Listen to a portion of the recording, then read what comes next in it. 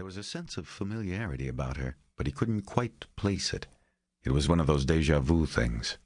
At the same time he felt the stir of recognition, it quickly flitted away, and he knew he was mistaken, that he did not know this woman. He remembered faces, and hers was nice enough not to forget. She had mispronounced the name, saying McCaleb instead of McCaleb, and used the formal first name that no one ever used, except the reporters. That's when he began to understand. He knew now what had brought her to the boat. Another lost soul come to the wrong place. McCaleb, he corrected. Terry McCaleb. Sorry, I thought maybe you were inside. I didn't know if it was okay to walk on the boat and knock.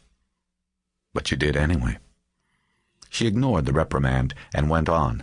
It was as if what she was doing and what she had to say had been rehearsed. I need to talk to you. Well, I'm kind of busy at the moment. He pointed to the open bilge hatch she was lucky not to have fallen into, and the tools he had left spread out on a drop cloth by the stern transom. I've been walking around looking for this boat for almost an hour, she said. It won't take long. My name is Graciella Rivers, and I wanted— Look, Miss Rivers, he said, holding his hands up and interrupting. I'm really— You read about me in the newspaper, right?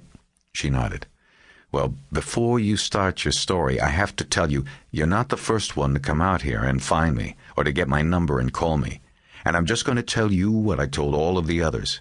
I'm not looking for a job.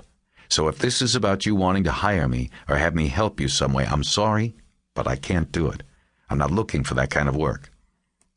She didn't say anything, and he felt a pang of sympathy for her, just as he had for the others who had come to him before her. Look, I do know a couple of private investigators I can recommend. Good ones that will work hard and won't rip you off. He stepped over to the stern gunwale, picked up the sunglasses he had forgotten to take on his walk, and put them on, signaling the end of the conversation. But the gesture and his words went by her. The article said you were good. It said you hated it whenever somebody got away. He put his hands in his pockets and hiked his shoulders. You have to remember something. It was never me alone. I had partners, I had the lab teams, I had the whole bureau behind me. It's a lot different than one guy running around out there on his own. A lot different. I probably couldn't help you even if I wanted to. She nodded, and he thought that he had gotten through to her, and that would be the end of this one. He started thinking about the valve job that he'd planned to complete on one of the boat's engines over the weekend. But he was wrong about her. I think you could help me, she said. Maybe help yourself, too. I don't need the money. I do okay. I'm not talking about money. He looked at her for a beat before replying. I don't know what you mean by that, he said, injecting exasperation into his voice. But I can't help you. I've got no badge anymore, and I'm not a private investigator. It would be illegal for me to act as one or to accept money without a state license. If you read the story in the paper, then you know what happened to me. I'm not even supposed to be driving a car. He pointed toward the parking lot beyond the row of docks and the gangway. You see the one wrapped up like a Christmas present? That's mine.